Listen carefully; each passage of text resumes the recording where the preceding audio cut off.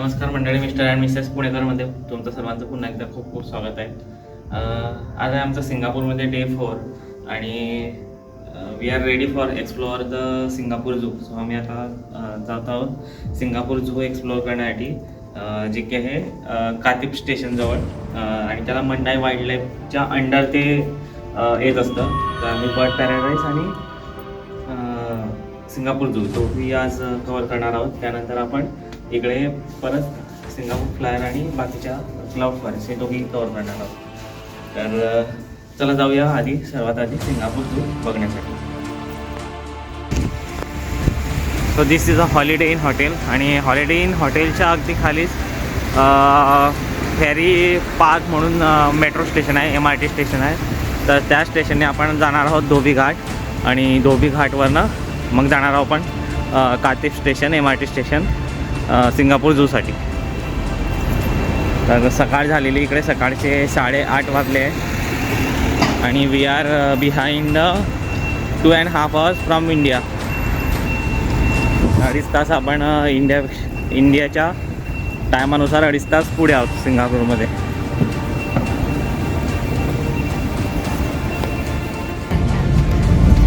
Now we are going to Singapore Zoo and now we taking the bus from Katip MRT station.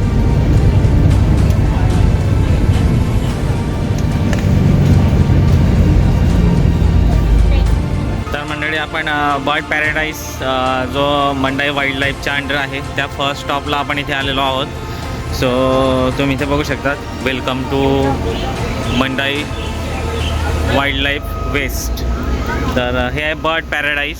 तर आपण आता bird paradise explore करणार आहे. त्यापूर्वी तुम्ही इथे मॅप बघू शकतात. तर हा मॅप जर तुम्ही फॉलो केला तर आपण जे काही बर्ड पॅराडाईजमध्ये आहे ते everything will cover.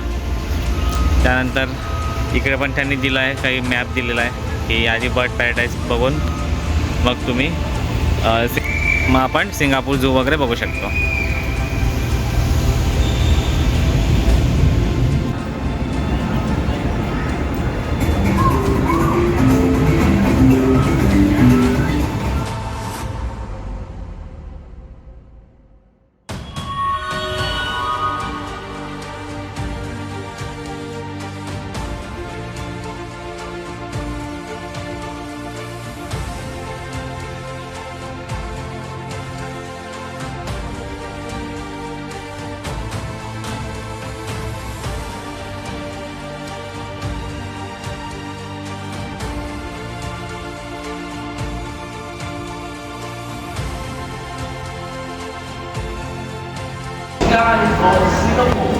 But show us there's another restaurant we should come for, and that is the Brownie Kind. Say hello to Ronald. Alright guys, watch this. Whoa!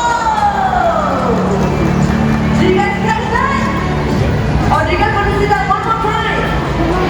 Alright, we're gonna do one more time. So I'm gonna watch Ronald catch this hit in mid-air. Here we go! The Brownie Kinds are medium-sized reptiles, but don't let their size fool you. They can steal a prey from a bird as big as Nelson, our white-bellied sea eagle. And as you walk around our boxing Monday, don't forget to look up. You might be able to catch some more Brownie Kinds or even white-bellied sea eagle flying around. And this is how they look like in the sky. On the left will be the white-bellied seagull, and on the right, the Brownie Kind. And the key to the differences between these two birds. The size is obvious, but there is also the coloration and even the shape of your wing. For example, the white-bellied seagull has a V-shaped wing with a wedge-shaped tail. And for the Brownie Kind, they have an M-shaped wing and a U-shaped tail. They are also brownish in color. And look at that brother just keep going round and round, showing off his spine. Okay, brother, let's go back, okay?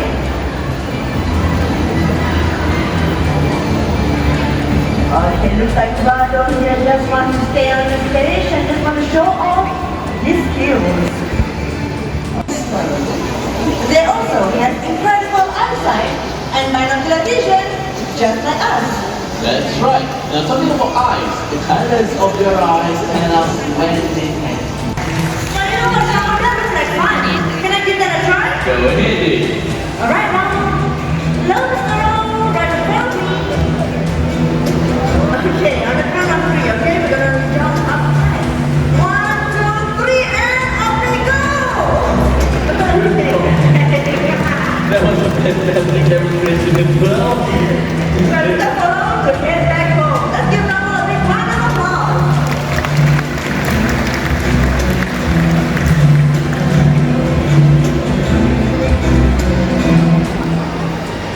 Southern crested currently found across Africa today are now critically endangered.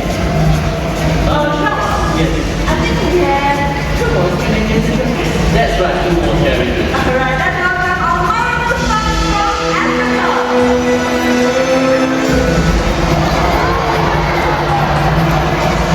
And then one more right up there.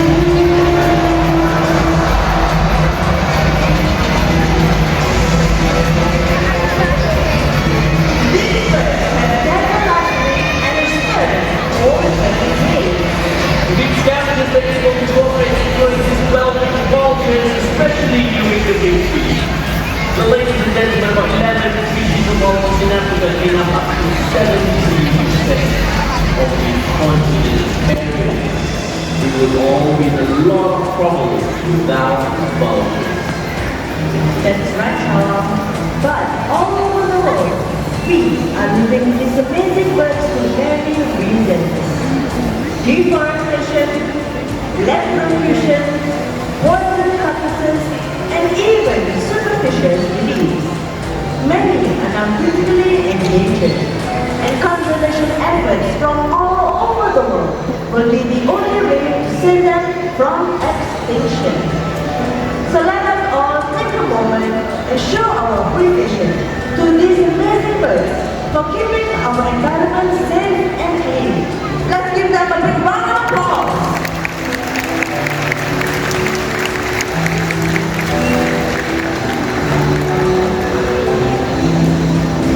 Well, today we met raptors and scavengers, these kings of the skies and walkers of our earth, are a part of our ecosystem, part of our planet. Now, if we lose them, we lose a part of our family.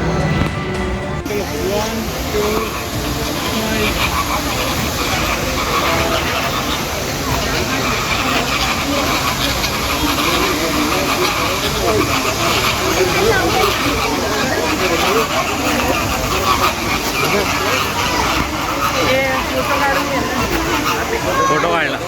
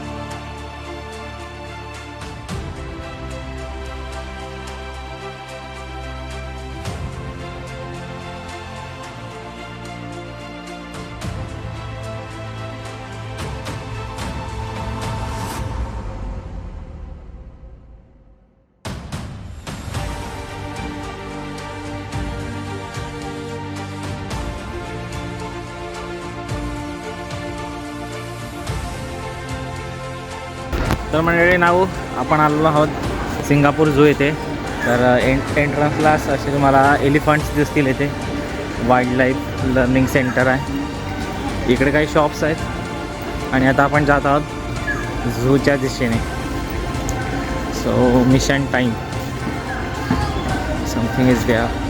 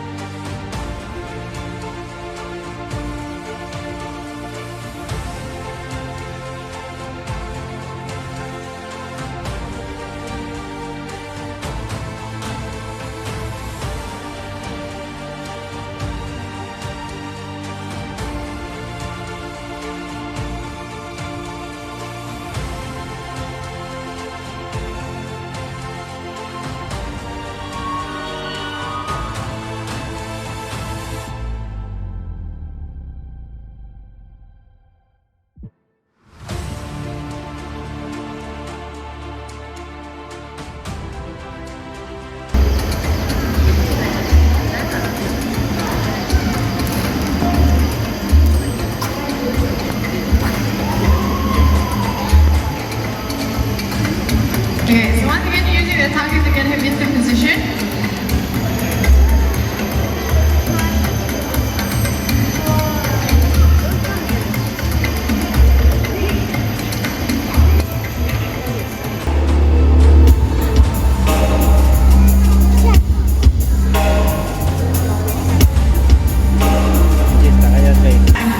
My name is Ellen, I will be your guide for today, introducing you to animals you can find in rainforests all around the world. Today, apart from our regular presentation, you will also see a handful of training sessions, and that way, you'll get to observe how we train your animals for our shows. Before I start, just a few very important reminders. Throughout this presentation, I need everybody to remain seated. Please keep any food that you have, and lastly, please do not try to reach out to touch your animals, okay? Now, the rainforests of the world are home to a fascinating array of creatures, gigantic trees, colorful birds, and also mysterious reptiles. But why does the rainforest need to fight back? Well, unfortunately, it is one of the most endangered habitats on Earth, and it is also home to more than 50% of the world's plant and animal species. Without further ado, let's travel to South America, home to a very small species of primate that happens to be free-ranging around this part of the zoo. What that means is that we release them in the morning, and then during the day, they get to roam around the trees from that side all the way across over to there. When it comes time for show, we call them using that sound that you just heard, the buzzing sound. Now, while they look like babies, these two are full-grown adults. They're actually one of the smallest species of primates in the world. When they're fully grown, they weigh between 5 and 600 grams. Believe it or not, this is not the smallest species of primate around. There's actually another species called the pygmy marmoset. Now, the pygmy marmoset, when fully grown, weighs 100 grams, making them the smallest primates on Earth. These two, they happen to be the only animals you will see today that are currently listed as critically endangered in the wild. Unfortunately, the tamarins have lost 3/4 of their natural habitat out there in Colombia. So if you happen to come across any conservation efforts to help the species, please let them know. Okay, I think they're probably onto the last piece of food. There we go. Okay, now we're going to head back into the free ranging, and this time we're going to head to a small, beautiful island called Madagascar, where you can find a species that is gray, black, and white, made famous by the movie Madagascar. And if you haven't already guessed, I'm talking about lemurs, or more specifically, the ring-tailed lemur. So, we've got a male giant guest here today. We're actually going to pair of them. This is Bibi. Now I'm going to talk about a couple of the tools that we use in training. So first thing you'll notice both Prem and myself holding on to this orange stick. The orange stick is a target. This is a guide to the lemur to point out where we want them to go. And then when they listen, they get the food reward. Okay, now if you look above you guys, up there as well, you'll notice we have a second lemur joining us as well, and that is SB's father, Bibi's father, SB.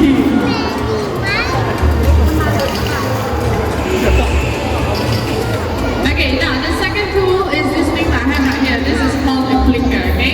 Now the purpose of the clicker is to recall the animals when they're a little bit further away.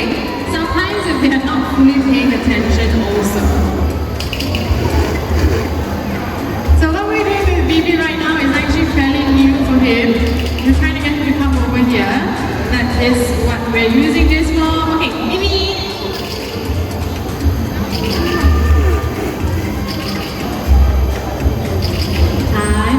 Okay, you're gonna come over here. Okay, now the last thing you notice that my colleague Prem has with her, a whistle. The whistle is what we call a bridge, and that's a signal to the animal that they are doing something correct, and so they expect a full reward. He's rubbing his tail on the same glands located on his wrist, as well as up on his shoulders, and then he'll take his tail and wave it at his opponent, so that basically the smellers lead up into the argument. Alright, we're gonna see that one more time on stage with SB. Now, bear in mind, this is not something we have trained the lemurs to, but we have taught them to do this behavior on cue, which is the hand signal that you guys will see. Okay, we see one more time with me. Signal. There you go. See, he does the behavior. He gets some food. Everybody is happy. Now, lastly, we're going to showcase a little bit of a agility.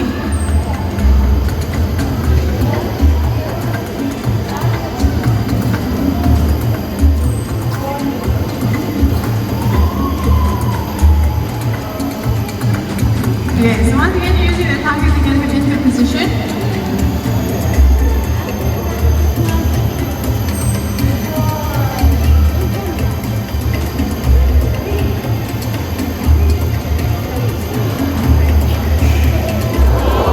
There we go. Let's give a round of applause to Esme.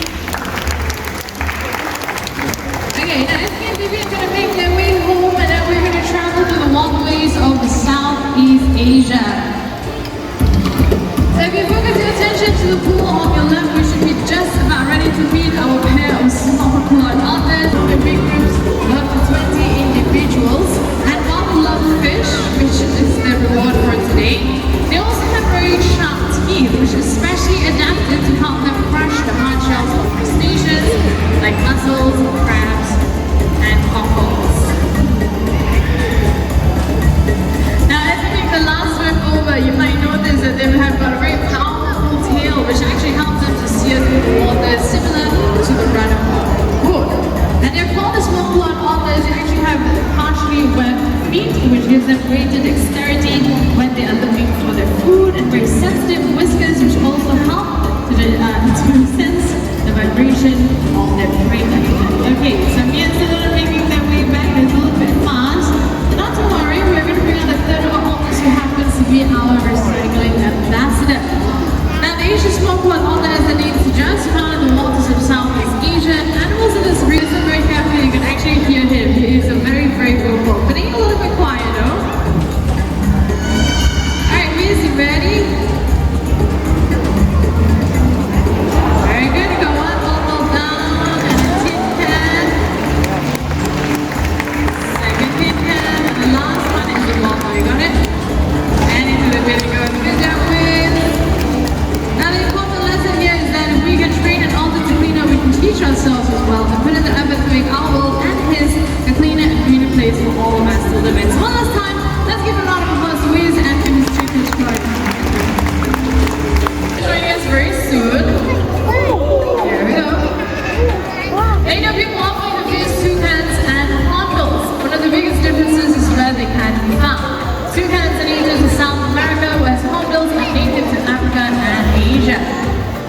Here in Singapore, we do actually have our own local species known as the Oriental Pied Hornbill, which is very common on our island, not only in our numerous nature reserves, but also in quite a few of Singapore's urban estates. Now, if you happen to look at the beak as well, you'll notice that above her beak she's got a small growth. That is called cast. The cast is much larger in a male hornbill than a female, and that's one very easy way to distinguish between the two. The hornbills are also very vocal animals, so on the next slide over, we're going to listen out to our calls, which actually sound a lot like a crying baby.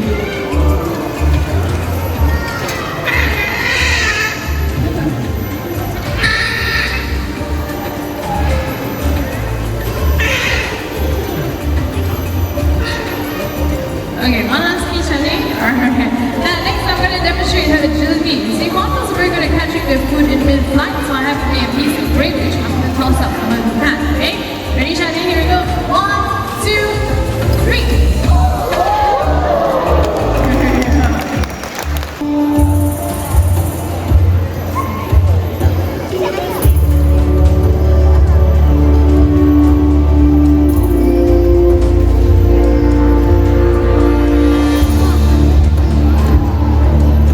Alright, here we go. This is the friend I was talking about. This is Ella. Ella's a ball python, otherwise known as the royal python. And this species of snake comes from Western and Central Africa. They're actually the smallest species of python native to that region. When it comes to snakes, there are two very common misconceptions. People tend to think that snakes are wet and slimy because of the line glistening off their scales. But in actual fact, all snakes are smooth and dry. If you want an idea of how a snake feels, what you can do is to have a feel of your own fingernails.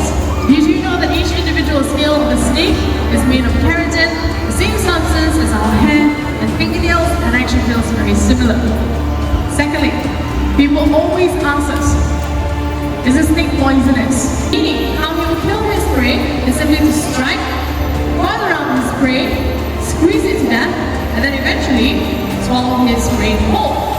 Snakes can only consume prey that is roughly the same width as the thickest part of their body. So a snake of this size will consume a small mouse and will not pose a serious threat to any of you sitting here today. Okay?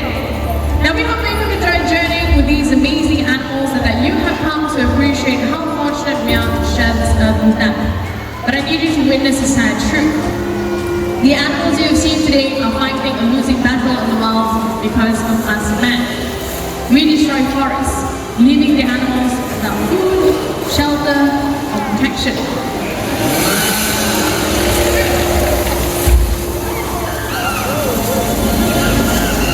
But we can still make a difference. We can stop destroying their habitats, stop polluting our waters and our air, stop contributing to climate change, and we can end the illegal wildlife trade. Mankind may be the planet's biggest threat, but we are also its only hope. So it's time to take a stand. Let's do our part to respect and protect nature and wildlife as we bring the rainforest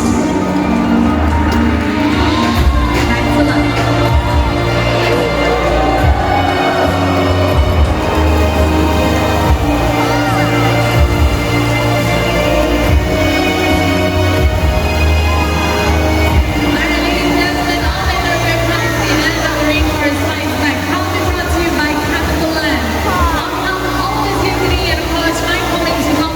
Possible. My name is Ellen. Thank you for joining us, and we hope you have a great day here at the Singapore Zoo. Take care.